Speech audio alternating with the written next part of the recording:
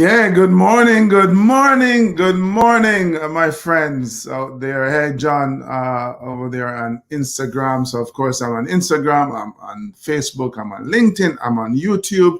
And it's always great to be able to connect with you. Yeah, man, it's Wednesday. So, you know what time it is. It's the middle of the week, baby. It's hump day.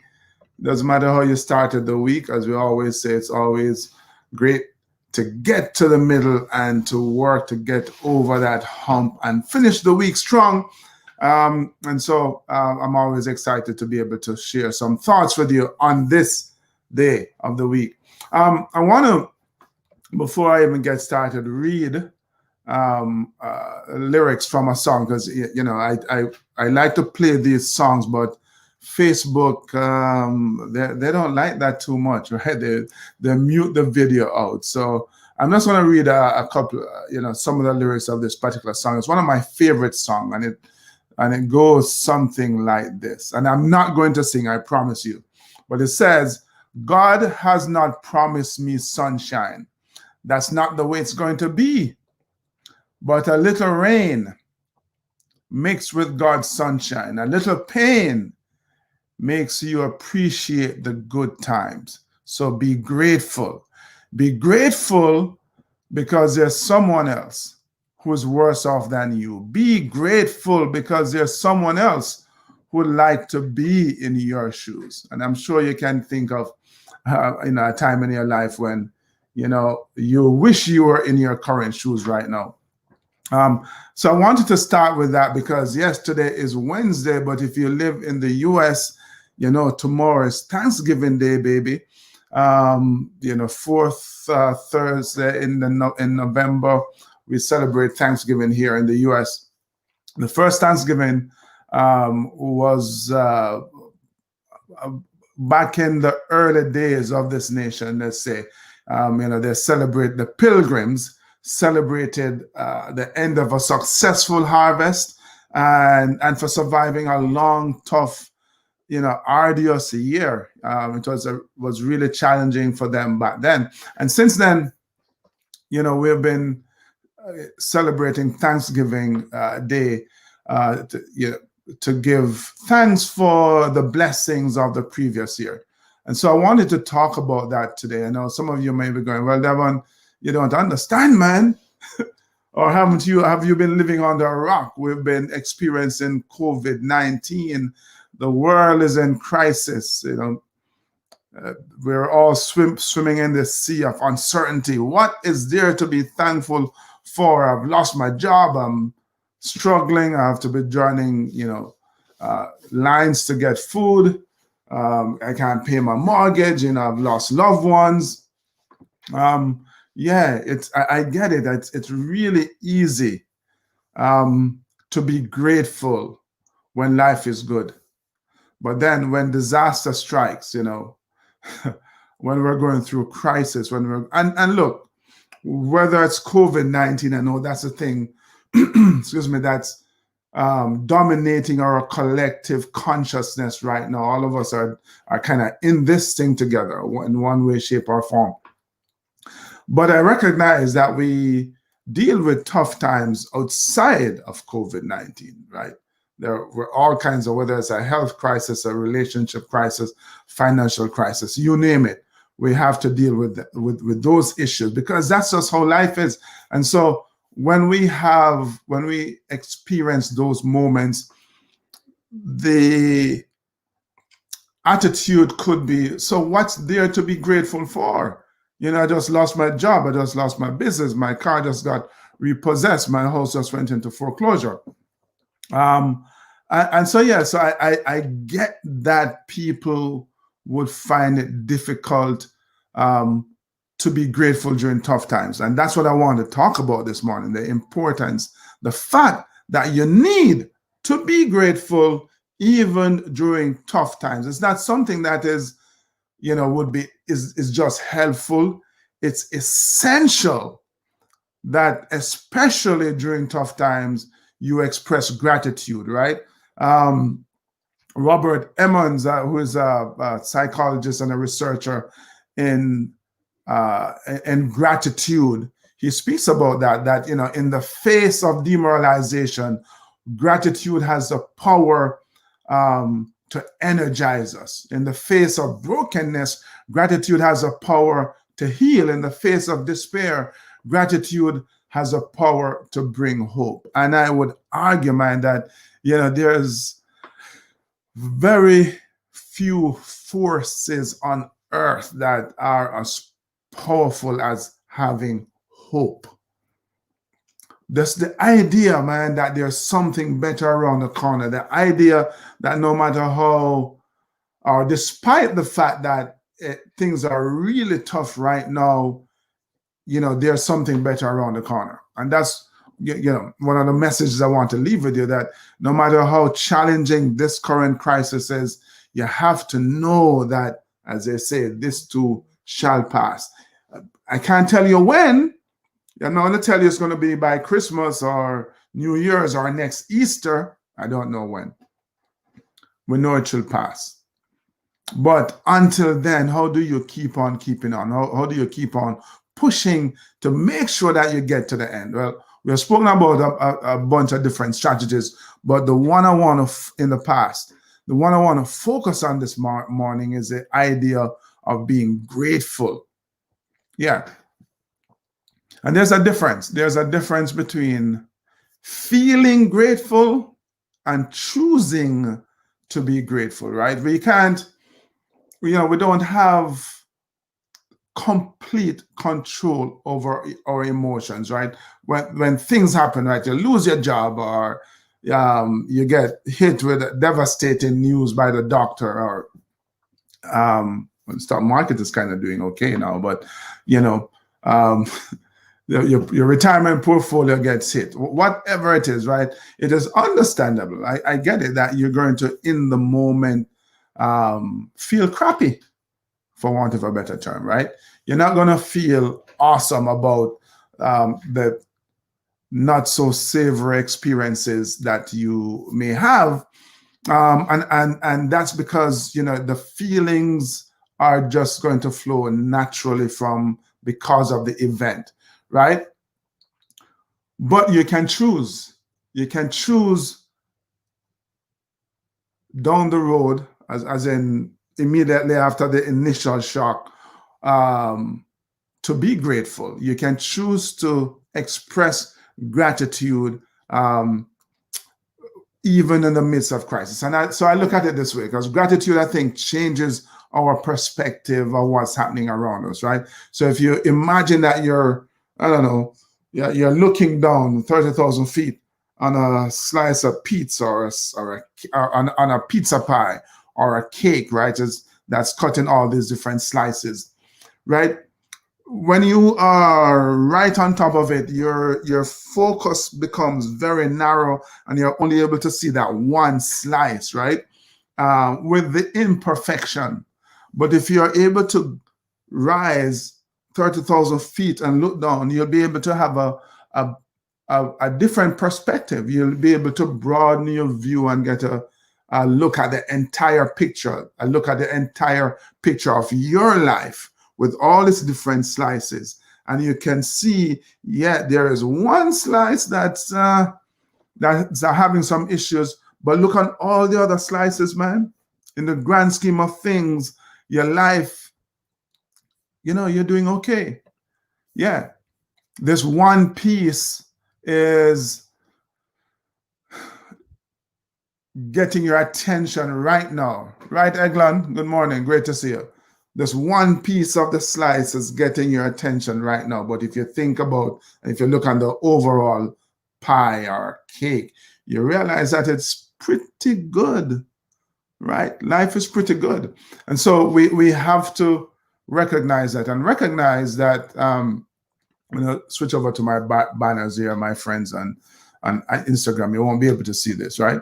But you have to recognize that there are some tremendous benefits to being grateful, right? So physically, there's some physical benefits to being grateful, right? When you're grateful, it reduces the symptoms of depression.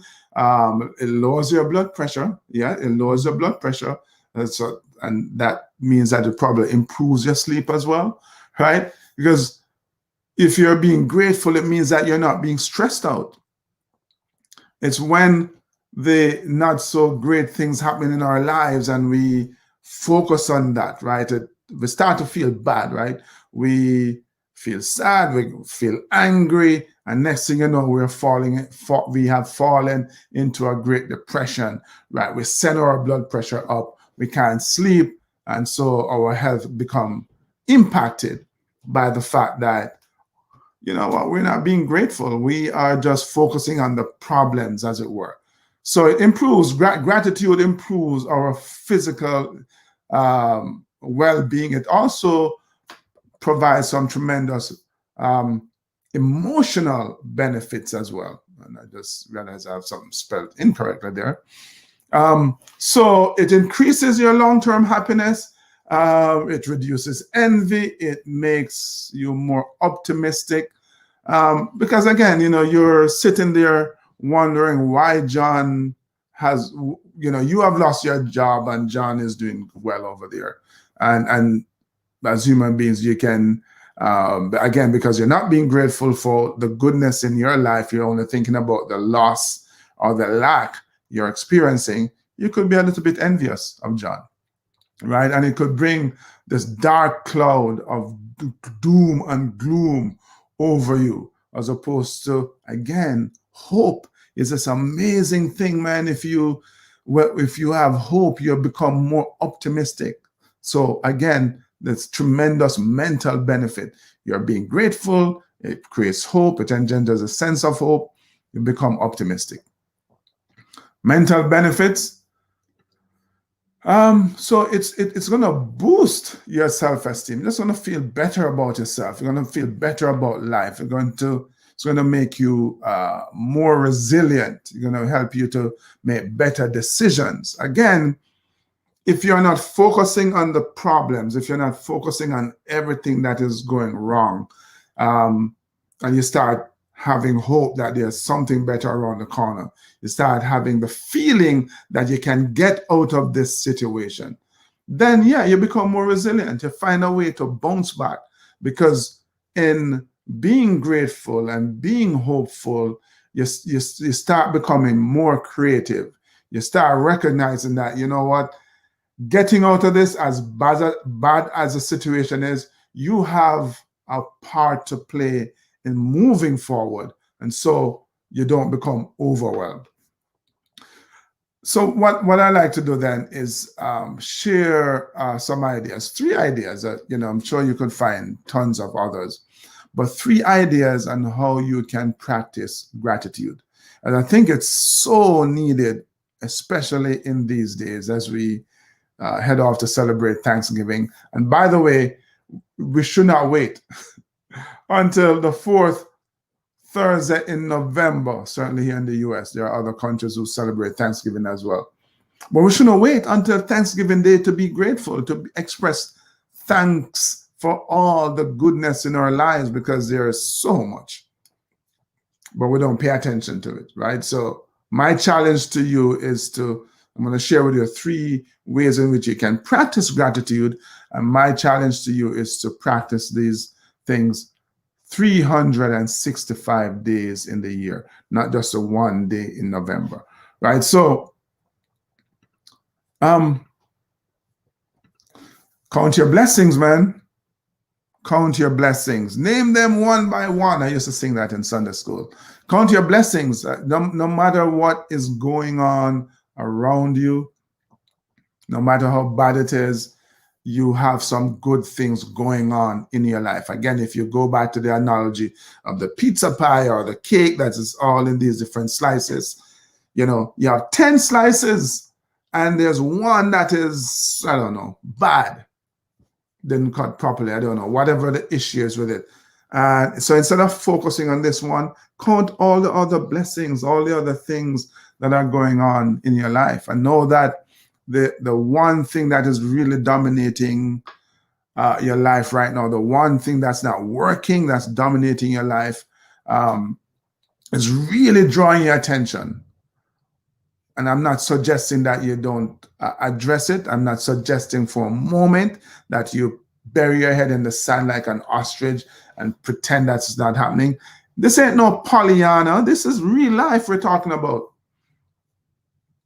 But if that becomes your focus, then that becomes your focus, and nothing else in your life matters.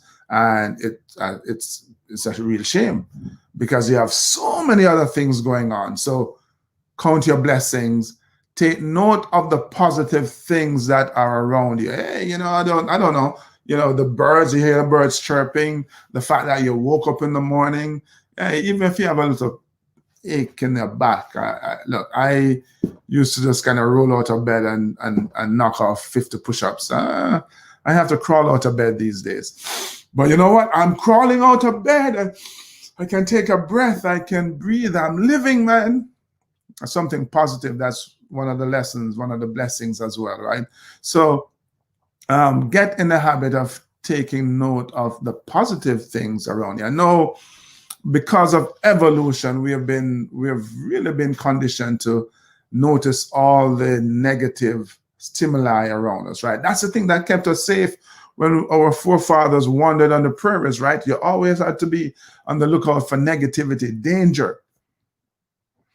We don't need that heightened sense of danger. We don't need to be aware of negativity as much anymore. So let's start focusing on the positive things around us. And finally, my friends, I have here, keep a gratitude journal, right?